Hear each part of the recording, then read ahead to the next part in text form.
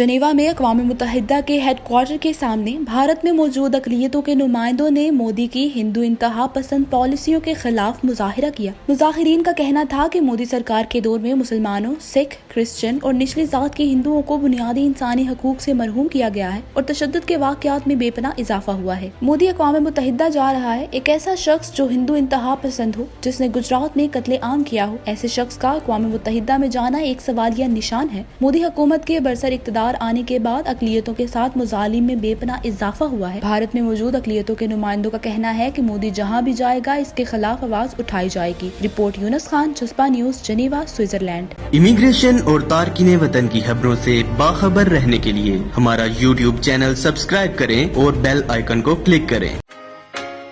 किसी से राब्ते में रहना हो या फिर चाहिए हो मोबाइल इंटरनेट, ताज़ा मोबाइल की लाजवाब रमजान ऑफर से आपको मिले हर चीज सुपर एक्स्ट्रा।